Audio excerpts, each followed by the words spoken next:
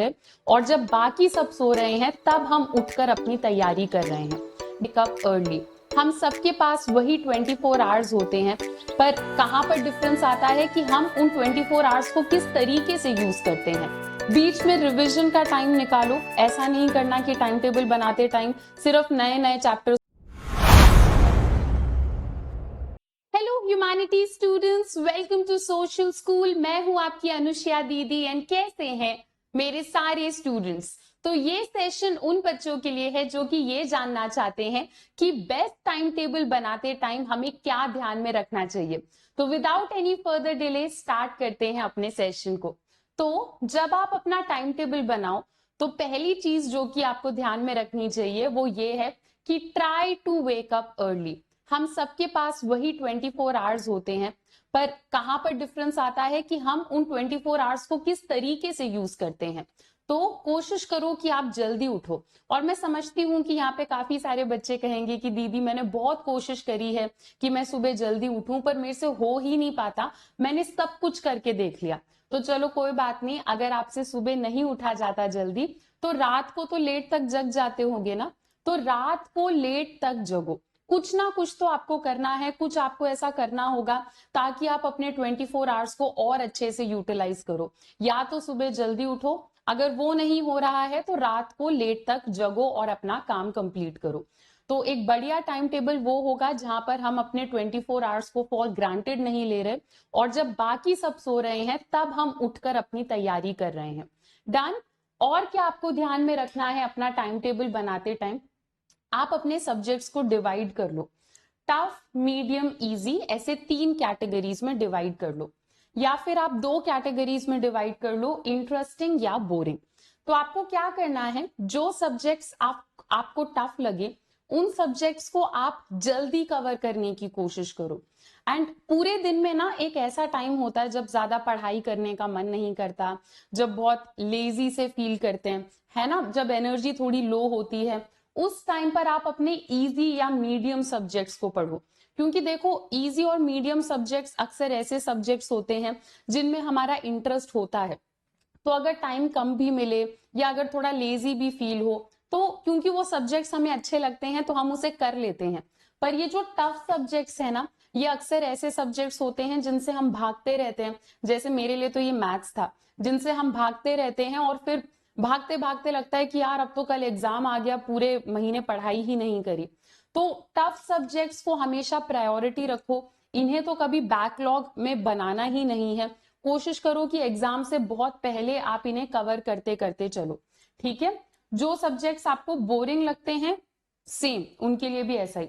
जो subjects easy और interesting लगते हैं ये तो आपको नेचुरली आते हैं, तो ये आप तब कर सकते हो। जैसे जब हम स्कूल से आते हैं ना तो एक थोड़ा सा एक लेजी सा फील होता है, उस टाइम पर ज्यादा पढ़ने का मन नहीं करता। स्कूल से आने के बाद लंच करते हैं, कुछ बच्चे सो जाते हैं, तो सोने के बाद जैसे ही तुम उठो हो सकता है तुम्हारा अचानक से पढ़ने का मन ना करे, या जब तुम शाम को खेल के घर वापस आओ उस टाइम पर हो सकता है अचानक से पढ़ने का मन ना करे। तब तुम अपने इंटरेस्टिंग सब्जेक्ट्स को उठाओ। जैसे अगर पॉलिटिकल साइंस पसंद है तो तब पॉलिटिकल साइंस पढ़ो, क्योंकि that will come naturally to you. और जब तुम वो पॉलिटिकल साइंस पढ़ोगे धीरे धीरे पढ़ने का मन करेगा, तो फिर तुम अपना सब्जेक्ट थोड़े टाइम के बाद चेंज करके टफ सब्जेक्ट पे जा सकते हो। ठीक है। चलो तो आगे बढ़ते हैं। नेक्स्ट, जब आप अपना टाइम टेबल बनाओ एक और चीज का ध्यान रखो कि आप हर 1 घंटे में अपना टॉपिक चेंज करो। नॉर्मली क्या होता है, हम लोग अपना टाइम टेबल तो बना लेते हैं, पर टाइम टेबल हम फॉलो भी कर लेते हैं, पर हम एक ही सब्जेक्ट को बार बार बार बार पढ़ते रहते हैं क्योंकि वो सब्जेक्ट हमें ज्यादा अच्छा लगता है। ये गलती आपको नहीं करनी है। हर 1 घंटे में आपको अपना सब्जेक्ट चेंज करने की कोशिश करनी है ताकि एक बैलेंस तरीके से पढ़ाई हो पाए। ऐसा नहीं होना चाहिए कि सिर्फ हिस्ट्री के सारे चैप्टर्स कंप्लीट कर लिए और इकोनॉमिक्स रह गया। तो हमें क्या करना है, हर एक, या अगर 1 घंटा ज्यादा जल्दी लग रहा है तो हर 1-2 घंटे में आपको अपना सब्जेक्ट चेंज करना है। अब देखो 2 टाइप के स्टूडेंट्स होते हैं। कुछ ऐसे होंगे जो कि शॉर्ट ड्यूरेशन के लिए पढ़ना ज्यादा पसंद करते हैं कि दीदी 1 घंटे के ऊपर पढ़ना नहीं पसंद है ना। तो आप अपना टाइम टेबल इस तरीके से बनाओ कि अगर आप 1 घंटे के लिए पढ़ रहे हो तो आप बीच बीच में छोटे छोटे ब्रेक्स लो, है ना। 5 मिनट, 10 मिनट, 15 मिनट का ब्रेक लो, गाना सुन लो, थोड़ा सा वॉक कर लो, घर वालों से थोड़ी बातचीत कर लो, फिर वापस आ जाओ पढ़ाई करने के लिए। ठीक है। और अगर आप एक ऐसे स्टूडेंट हो जो लगातार 2-3 घंटे तक पढ़ सकता है तो कोई दिक्कत नहीं है, बैठो आराम से पढ़ाई करो एंड बीच में आप एक आधे घंटे का रेस्ट ले सकते हो या 1 घंटे का भी रेस्ट ले सकते हो, डिपेंडिंग ऑन आप कितने घंटे पढ़ रहे हो। ठीक है, तो अपने टाइम टेबल में रेस्ट को भी इंक्लूड करना जरूरी है। मैं ये नहीं कह रही कि पूरे दिन बस पढ़ते रहो, नहीं। अगर तुम्हें कुछ और करना पसंद है, गेम खेलना पसंद है, बाहर जाना पसंद है, टीवी देखना पसंद है, तो वो भी बीच बीच में करते रहो। उससे क्या होगा, तुम्हें भी थोड़ा रिफ्रेश्ड फील होगा। तो टाइम टेबल बनाते टाइम इन कुछ चीजों का आपको ध्यान रखना है।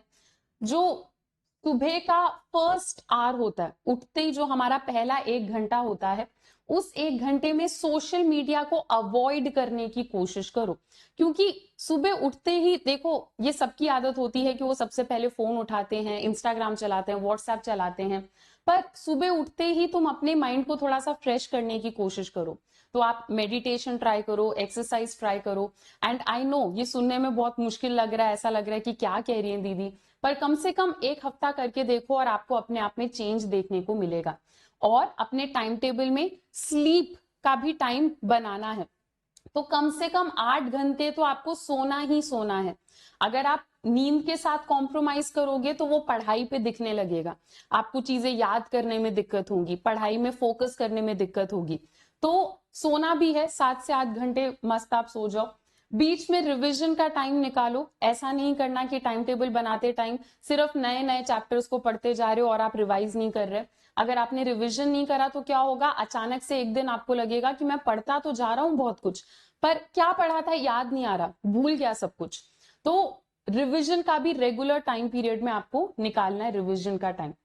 रोज एक टू डू लिस्ट बनाया करो। तो सुबह उठते ही ना एक टू डू लिस्ट बना दो कि आज मुझे पॉलिटिकल साइंस का ये चैप्टर करना है, हिस्ट्री का ये चैप्टर करना है, इकोनॉमिक्स का ये चैप्टर करना है। और सोने से पहले उस टू डू लिस्ट को देखो कि मैंने क्या करा और क्या नहीं करा। जो भी चीजें आपने करी हैं उनके साइड में टिक लगाते जाओ और जो चीजें नहीं करी उसके साइड में क्रॉस लगाते जाओ। इससे आपको एक रियलिटी चेक मिलेगा कि क्या सिर्फ ऐसा है कि मैं टाइम टेबल बनाए जा रहा हूं और मैं कुछ पढ़ नहीं रहा, या क्या मैं सही में कुछ अकॉम्प्लिश कर रहा हूं। और जितना हो सके आंसर राइटिंग प्रैक्टिस करो।